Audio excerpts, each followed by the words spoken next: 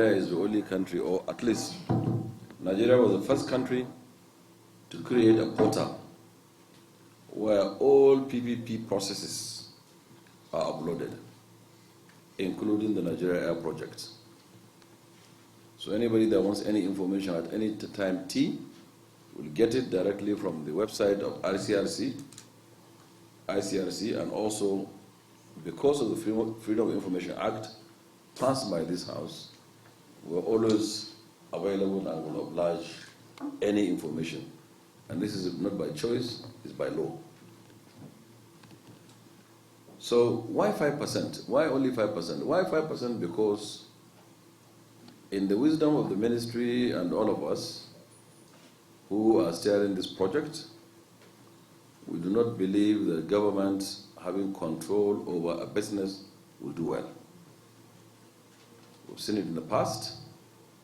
We've seen how Nigeria Airways went to West and didn't produce the desired results. If they are structured and factored and run like the Ethiopian Airlines is being run, by the way, Ethiopian Airlines is 100% owned by the government. But even during the war, their own civil war, Ethiopian Airlines was still flying. They were that jealous about the airline.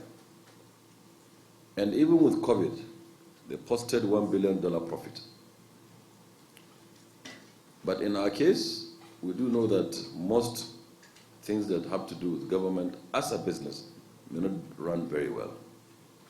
So the reason for the 5% is because we want the airline to have a sovereign shoulder to lean upon and also boost confidence of the investors that this is for real. The airline could be started without even government shareholding at all.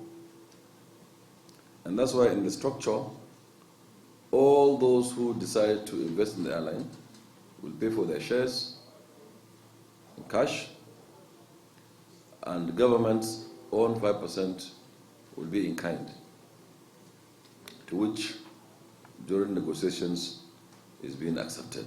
And that is the package, or that is the business case itself. There's nothing wrong with it. You mean Nigeria is not contributing, our government is not contributing anywhere?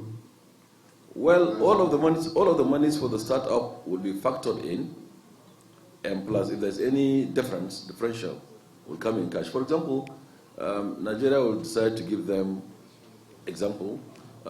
where to house them, and that is cost. We need to be specific. You say in kind. So yes, in kind could be, like I said, giving them a house. No monetary. There will be monetary because already expenditure is being made. And that will be factored into the 5%. But I'm saying that when we do the full business case, which will state categorically the numbers, we should be able to tell Nigerians how much was it in government or from the government side. But I am of the belief. Are we supposed to have this information now or after you must have taken up with the national carrier? Well, you can have all of the information as we go, and during the full business case, which is a complete picture of what is going to happen, which will be soon, you'll have all of the answers raised. Because currently now, negotiations are going on. So in the course of the negotiations, something can change. So that we don't give you a figure and we commit to it, and then it changes during negotiation. And then that change will be reflected in the full business case. I want to also draw attention of Mr. Chairman and honorable members and this House that this is an ICRC process, the law to which you passed. And they have their laid down rules and regulation on how to go about doing these kind of businesses. So therefore, we would follow them strictly, and I believe a member or two of the ICRC is within this hall, and I'm sure also you would have some information. But to say that you identify and develop a business case, and you go all the way to, which is outline business case, and go all the way to full business case, before the PPP is concluded. So this is not any different. It has to go like that. During negotiations, things can change, yes, and if they change, they will be factored and they will put in the full business case before the full business case will go back to FEC to get approved. Actually, it goes to ICRC to get the compliance certificate that they have complied with all the laws and regulations that you set in place, and then it goes to FEC, and FEC approves it. Of Nigerian Air. Colleagues, I think we need to withdraw these documents. So simple as that. Yeah, please, can you take the documents back to me? So it's no submission. Well, your question, I don't think you have answered your question. Finished, sir. Sorry, please. Being the only bidder. In the laws of the ICRC, there's nothing wrong with that. In fact, you can go and do what is called unsolicited proposal, to which this country had done quite a number. So very many, larger than setting up a national carrier. You can go, only you send in a proposal, and ICRC will look at it, evaluate it, and do the Swiss challenge, meaning they will come back to say, okay, can anybody match this? And if they get, fine. If they don't get, they accept that one. So single bidding is not new and is not outside of the laws that you passed as a house. So it's in tandem and in line with the law, and there is nothing wrong with that. Maybe by way of interest, some of them that appeared in the bidding process had attempted to drop in their proposals, but they were out of time. And we didn't accept their bids. So those, because we have been singing this for 5-6 years, so if you are a serious-minded person and you are really in the business, we think that you should also be within time. My recollection is that we have even extended the time once so that people can be able to put in their bids, but about 2 of them came out of time. And in the bidders conference, some airlines from far and near and within the country had participated. So perhaps, like I said, there is no compulsion. It's a business. Maybe it doesn't make business sense to them, their question. But certainly I want to be bold here to say that it is indeed a venture that is worthwhile, that is viable, that is bankable, and will be seen in the business case. The full business case will show how bankable and the bankability of this project. I have no doubt in my mind, Mr. Chairman, sir, that at the end of the day, the country will be bequeathed with an airline commensurate to its size, its market, its position, its geographic disposition, and of course, the level that the civil aviation industry has attained in Nigeria. I believe it's viable. I believe it's bankable. Very much.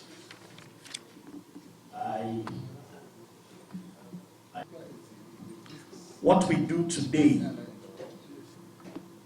when you step out of office, to say you were able to put out a business deal that carries Nigerian flag with an operator that is an African nation. This nation is an African country, whereas they are the majority partner in a flagship airline bearing the name Nigeria. Would you say the 5% stake, because we are not good business people? Yes, history has it. None of Nigeria's businesses have been good. But even the LNG, the Nigerian Liquefied Natural Energy, Nigeria has a very strong stake in it. And it's working. If I'm not mistaken, it's 40-something%. But here we are, putting out an airline that will carry the Nigerian flag, that has majority holding from an African nation. And we are saying the best business model we can get, because we are not good business managers, is 5%, whereas the airline will carry the Nigerian flag. would we all be very proud to have put forward this deal? Thank you. Well, Mr. Chairman, relax. If you listen to the questions, you understand why we are concerned. We are just concerned about the interest of Nigeria. We represent Nigerians. We were on this hot seat before us. And you understand how you feel then. That's the way we are feeling. We are just concerned because, one, we are talking about a country, Ethiopia. They are our competitors. They are competing with us. Whether we are doing well or we are not doing well, they are competing with us.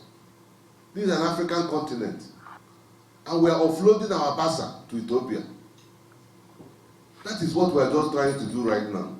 We are offloading our basa to Ethiopia. This is a small country. The traffic belongs to Nigeria. We have the traffic. That we are not doing well today does not mean that we can't do well tomorrow. And you are an aviator, sir. You have been here, Senate, you are an honorable minister. We believe that you can do better than this thing. You can do better. We cannot offload our basa to Ethiopia, a small country like Ethiopia. And Ethiopia will be running our airline for us. For how long? And we are saying, every day we envisage that the aviation sector in Nigeria will be better. And now, how do you think that tomorrow that we can be better when Ethiopia has taken the industry? They are doing international. They are coming to take local. They will bring all the planes that they are not using to Nigeria. They will take our traffic. We are just concerned because people will ask these questions. We believe that we are doing this thing in the spirit of the interest of doing the right thing, but we are concerned about the future and how will it affect Nigerians tomorrow. Because once they take it, we are completely off. They will come and trade in our district, come and take our traffic. We are 220 million. Ethiopia is 35 million. We have the highest number of traffic flow in Africa. And I think we can do better. That's what we are thinking. Well, we can do better. We're not saying that. Mr. President said December. Mr. President is an honest person. He believes that, look, he's interested in Nigeria setting up an international airline. But I don't think Mr. President will want to offload Nigeria to Ethiopia. They are competing with us. So we need you to convince us, sir. Convince us. You are our colleague. We need you to convince us so that we know where we are heading to. Please. Over the world. And 51%, 46 is government and, private entrepreneurs, and 5% government, making it 51. So it's majority shareholding. And Mr. Chairman, respectfully, Let's be clear. You said Nigerians own 51%. 51%. Yes, sir. Yes, sir. And Mr. Chairman, sir, respectively, there is no... Mr. Chairman, sir. Mr. Chairman, sir, you cannot... it's very difficult to... It's impossible, actually, to even clap with one hand. It's difficult to clap. It's impossible even to clap with one hand. Ethiopia is the second most populous country in Africa today, 150 million. Nigeria is the most populous, 250 million.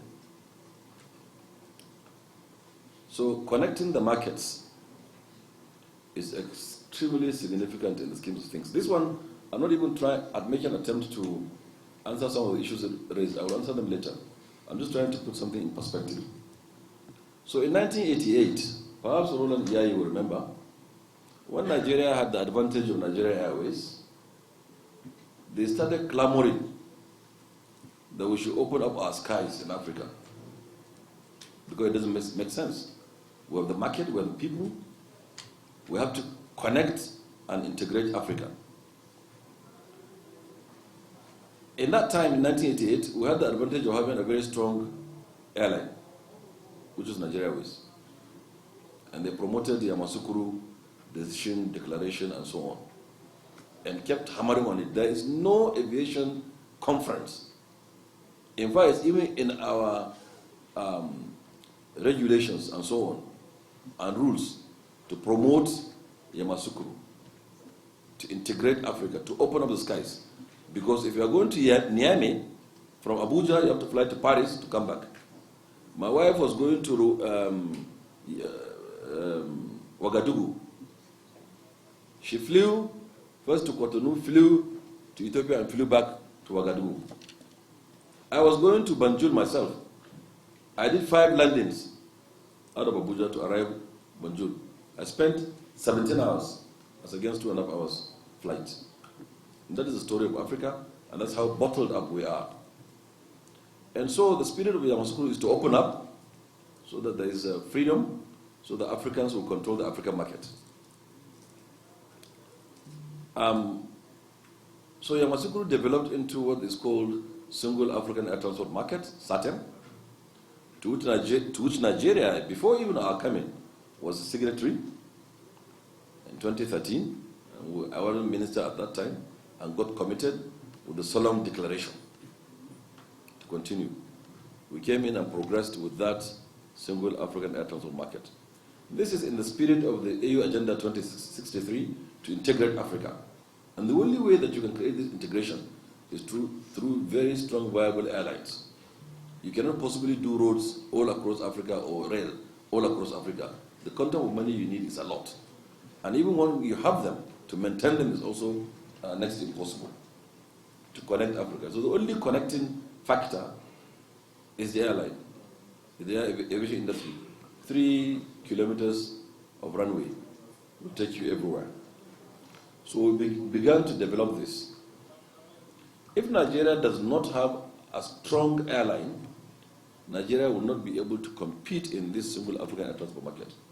The fear that you have will even be more, because more people will take away the market while we sit here doing nothing. So it wasn't the reason why Ethiopian was selected. Ethiopian bidded and won, and the numbers are there in the full business case. You would see it. But in my own reasoning, I see that this is even something very good for Africa, because we are connecting the 2 huge markets. So we take advantage of both markets, and we're able to develop them. Nobody is selling or dumping Basa anywhere. You can keep your Basa. How many airlines are going to all the points we give them to go to and sustained and compete favorably? How many? And to answer your question, sir, government does not even have the money to set up an airline anyway. Government doesn't have the money. Truth be told, to have a very vibrant, strong airline, you should be looking at, from my view, you should be looking at committing $1 billion to $1.5 billion American dollars. Perhaps you start small, and by the time you are a sizable airline, you're looking at that investment. And the profit margin in this investment, if you do it very well, it's been proven around the world to be 5%. You may argue 5% of volume is a lot, but it's been proven that it's not beyond 5%. So the government does not have the money to invest, to create an airline, and it's also not the focus or the policy of government to have an investment in that direction. Even if the money is there, the government has made a decision not to have any business with any business, if you like. So that's why government is restraining itself to the 5% equity, and which will be well spelled out in the full business case. Now, but with a partner, they are no longer competitors. They are part and parcel of us. And Mr. Chairman, Nigerians deserve a very strong, viable, efficient, reliable airline. Everybody is complaining. Today, a ticket costs whatever it costs. Due to many factors, yes, but because we don't have. As member of the House of Reps, the chairman then, in 2003, Dr. Martins Oke, asked me, ordered me to invite British Airways to ask them, why is it that the ticket from London to Accra, which is farther, is more expensive than the ticket from London to Abuja? Why? And we asked him here in this committee. And they gave us answer simple. They said because Nigerians can afford. It's a demand and supply thing. I got angry, I walked him out, and he stood by the door very boldly, saying, you can walk me out 20 times. You can walk me out from here back to London. But the truth is, we're economists, we're businessmen, Nigerians can pay, so we're charging Nigerians what they can pay. Boldly. And I walked him out. And I said, yeah. And I wrote him, and I wrote British Airways, which Dr. Martin Oke signed. We said that we don't want him in that country. But since then, from 1980, is it 80 when Cabo started? I think from about 1980 when the sector, Roland, when the sector was deregulated till date. 82. From 1982 when the sector was deregulated till today. Because of many things, not because there is no interest in aviation. There is interest in aviation. 7 years ago, Air Peace started. Many people entered into aviation. Our own colleague, Mama Mefata, started Umza Airline. There's interest always to do an airline. But what are the points, what are the things that makes them not to be able to keep the airline running and to grow and to become what a well-structured airline would be? What are they? They are known, I will read them out today here. Mr. Chairman, access to capital is extremely important in the scheme of things. For you to compete with airlines that you are seeing like the Qatars of this world, I was being accused before, anyway, that's immaterial. The Qatars of this world, the Emirates, the Ethiopians and the rest, who are receiving one brand new airplane every month. Now they are receiving every 2 weeks. And they started receiving every week new airplanes, new generation airplanes. The burns perhaps only 40% of what older airplanes are burning. And they cost a lot of money. And because they buy volumes, they get advantage in the market. We do not have a structure where we can leverage and access capital. When we started this, all the airlines, they will comment, because I see the space for them. We invited all of them. They asked us to make them to consolidate like banking. Like what happened in the banking industry. There was a time when there is no Nigerian bank that can give you ₦1 billion. No one. When they consolidated, they are able now to give you 100 billion, 300 billion if you want. There are nostrils to go abroad, international, when they have the chance and the option to be able to travel less. The government has taken a position, and the position is to establish a national carrier among other. We will approve it. We will approve it. The more the merrier. And this is a fact, and this is a position of government. We are open to, Mr. Chairman, sir. Mr. Chairman, we went through an international bid, and people participated, and they participated in the bid, and they won. I will continue. It does not matter. That's it is in the interest of the country. To us as a parliament. And I am. That's why I'm here. Coming together with what? What are we coming with? I don't understand the question. Nigeria. Let me explain to you. It's very simple. You are selling our rights.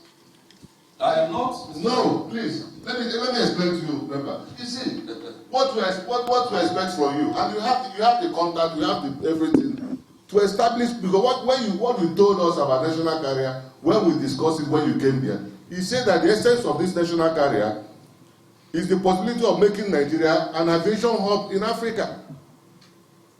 Yes. Good. Yes. Good. Aviation hub in Africa. Now, look at Ethiopian Airlines is already an aviation hub for Ethiopian Airlines at Addis Ababa. I wonder how an airline that will come and manage our own country make Nigeria an aviation hub. It is very difficult. Ethiopia Airlines cannot make Nigeria an aviation hub. Ethiopian Airlines is coming to take what we have, and we are talking about repatriation of funds. This is when we will see block funds, when we experience it, because a lot of funds will be repatriated. I'm telling you, it's not that you are an aviator. Frankly speaking, you are an aviator, we expect something better from you. We don't have problem with setting up a national carrier. You know we don't have problem with that. But we are just thinking that the best way we are going is very difficult. So please, what do you want to add? Thank you, so Mr. Chairman, let me answer that one. Mr. Chairman, whether you have it is Lufthansa, it is Air France KLM, it is Qatar, it is Emirates, it is Rwanda that are coming to take your passengers, whether you have airline or not. That was one of the reasons you gave to us when you said you are going to set up a national carrier. Yes, so Mr. Chairman, sir, creation of a hub means activity that will start.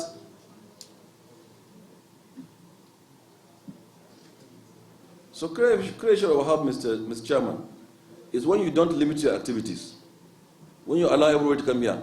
Imagine if UAE, Mr. Chairman, sir, if nobody goes to UAE today, what happens? The ability of the economy to draw markets, to draw people into where you are, is directly proportional to the growth of that economy and to the activity in that place, in that particular place. So for me, having a very strong airline that is able to bring people from far and near into the country is extremely important in the scheme of things. I stand to be corrected, but I think that, Mr. Chairman, it is high time that we understand the dynamics. When we started this thing, I held a meeting in my, well, maybe not the time, but Mr. Chairman, when we started this thing, there has been quite a number of discussions within the industry. Some said that I'm under the pocket of Lufthansa, because then we were vigorously discussing with Lufthansa. Another day, even in public, so someone went and said it was Qatar. And eventually now we have a bidder. Some say also there is a problem with the Ethiopian. There will have to be, in the structure of government, there will have to be a partnership with one strong airline or another. And I think I think Nigeria is even lucky that we are having Ethiopian to partner with us because they are African airline. And within, yes, I am saying because this is within the spirit. I am saying it boldly. I am putting on record in this house, in this people's house, I am putting it on record that I'm bold to say, I'm proud to say that I'm partnering with an African. Well, in the spirit of the AU Agenda 2063 as a government. End up giving 49% value to Ethiopian Airlines because it will clear some doubts from our members and how much their contribution.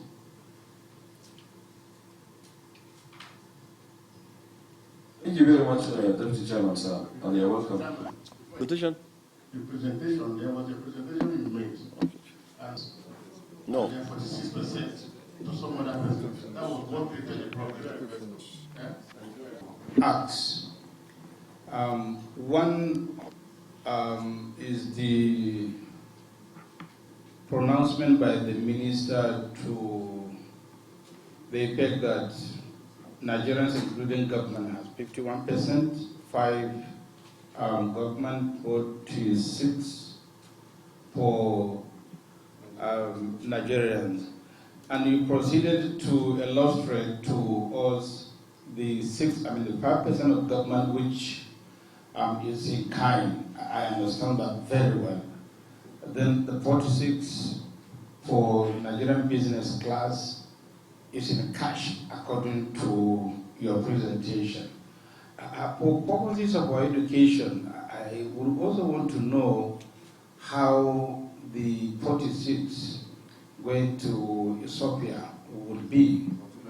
At 49, are they bringing in aircraft?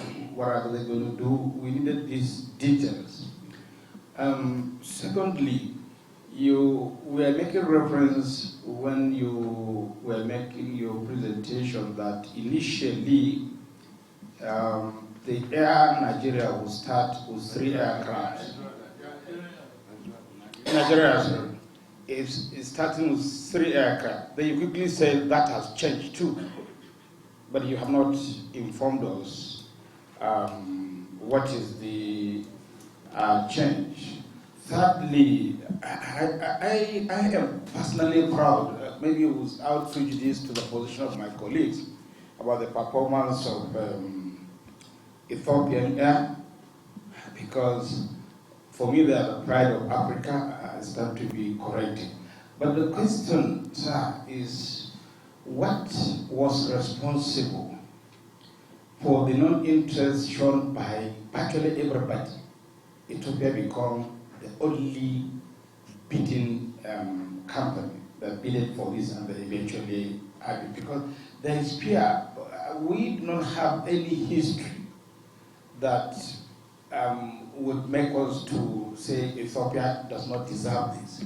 From the layman point of view, that I know I traveled a little and I knew that the only option now is Ethiopia. And so we'll be happy and we're excited that we are going to have a national air carrier through an Ethiopian airline. But what is responsible for the non-interest shown during the bidding? These are the 3 questions I needed you to respond to. So saying that there's nothing wrong in having one bidder. In fact, like I said, you can do unsolicited proposal. You can send in proposal, and they evaluate if you have an interest. They do the Swiss challenge, meaning to come back to public and say, is there anybody interested? No, and you get it. So it's nothing wrong at all. And like I also did say, some 2 were out of time, which we couldn't take for transparency, because this thing is well documented and well recorded, and we uploaded every single minute onto our website. So we didn't want to compromise anything. Otherwise, we would have accepted them. 3, also, we keep saying Ethiopia. Actually, Ethiopia, that's why I say you have to wait for the full business case, which maybe, when do you think it will happen? I said full business case. In the next 6 weeks, you will have the full business case. So from now, you should know it's not Ethiopian Airline only. It's an Ethiopian Airline consortium. So on their time, it's also consortium. Okay? It's also a consortium. So they're not Ethiopian Airline alone. It's a consortium which the full business case will disclose.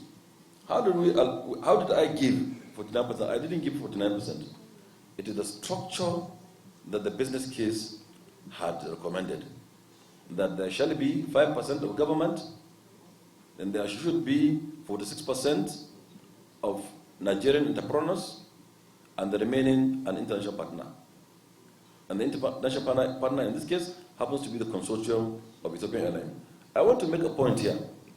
Today, there is no business entrepreneur in aviation and in other sectors that I have not invited and asked them to come and bid for this airline, because the fear is coming from there. As a matter of fact, we held a meeting, myself and the entire members of AON, all of them. They're all there, all of them. In fact, the meeting was supposed to be in my office at 2 p.m., but because I caught COVID at the time, I was not feeling well, they obliged me and we held it in my place. And the chairman, in his opening remarks, raised a question that, please, Mr. Minister, we want you to stop this national carrier. And I said, okay, even if it makes sense, why don't you own it then? Why don't all of you keep your own airlines going and then partake and put small money and create this airline so we don't go far? You're already in the business. Why not? And Captain Ed Boyo of Oberland looked at me and said, Chairman, leave him. We will fight him. We fought this before, so I'm seeing the fight. But no worries, government has taken a position. I need to drop this, and I'll keep dropping one after another, these issues. So the government has decided to give the economy what the economy needed. We are the managers of this economy. We, for now, we are the managers of the economy of Nigeria. We take decisions and policies that we believe in the best interest that will augur well for our economy, for our country.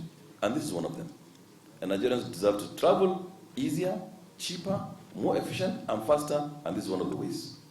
And I crave your indulgence, Mr. Chairman, to please kindly wait for the full business case to show the allocation of the funds, to show the full consortium, because the negotiations are going on now. It will be premature. And that was why I told you that the 3 aircraft had changed. Because now in the negotiation, 6 737s are coming and 3 787s. It may change tomorrow to be 12.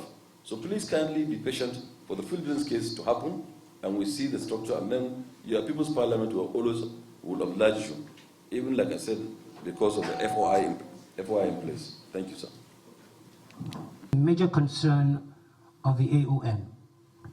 The partnership with Ethiopian Airlines, for us, we consider ill-advised for a variety of reasons. Like the Honorable Minister said, there is a single African air transport market protocol that's been signed by Nigeria. There are 54 countries in Africa, and we have maybe about 30 that have pretty much endorsed. Yes, indeed, when we had the Yamoussoukro Declaration, decision, and the rest of it, Nigeria Airways was doing very well at the time, and of course, it was the basis to say, let's project Nigeria.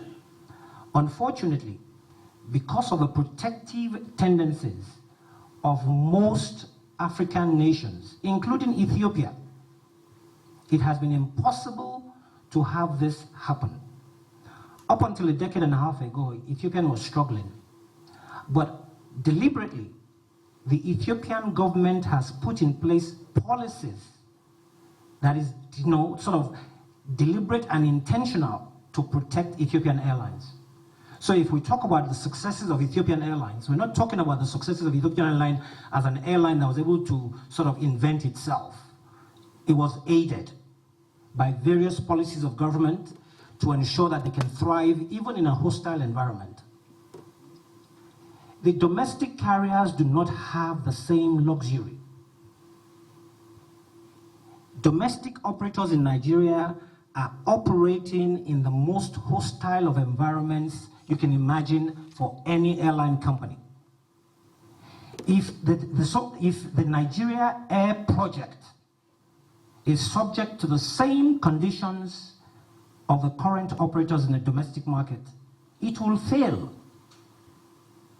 If you allow the same situations that Nigerian Airlines are exposed to happen with Nigeria Air will fail ab initio. Now, we need to learn from the past. We had Virgin Atlantic in Virgin Nigeria. Virgin Atlantic came in, more or less the same structure, initially provided $3 million that was put in the central bank. When the time came to operate, they called back the $3 million, and of course, they brought in all their aircraft, and leases were made to Nigeria, and the leases were beyond market value. And that invariably meant we were not benefiting in any way from that structure. They had privileges. They had a terminal at the international airport in Lagos. They had private terminals and everything else to work with, which created a distortion in the market. And currently, with the structure we're looking at now with Nigeria Air, the same thing is bound to happen. Terminals are being set aside as we speak for Nigeria Air. Domestic airlines need office real estate at airports. We rarely have them. So when we have a situation where we deliberately, for the entire industry, I'm not sure that itself presents the true picture. We talked about the single African air traffic market. It's important to understand. Ethiopian Airlines today has a footprint in 9 different African markets if we include Nigeria. They're in Chad, they're in Malawi, they're in Mozambique, they're in Cote d'Ivoire, they're in Guinea, they're in DRC, and now Nigeria. If you go to the Ethiopian Airlines website as I speak, Nigeria Air is listed as a subsidiary. A subsidiary. So when we look at all of this, when they come in with 6 737-800s, which we have competent pilots, engineers to man locally. They will come with their crew because those airplanes are going to be, okay, fine. So let us know, sir. When they come in, if the airplanes are now registered in Nigeria, the management, is it Nigerian? When they went to Togo, the model they took there essentially is what they're doing everywhere. They went to Togo as ASKY, and they own 40% of the shares in Togo, ASKY. 6 737-800s, 2 Q400s, they're operating out of Togo. And it's owned 100% by Ethiopian, but using a local partnership to sort of facilitate that.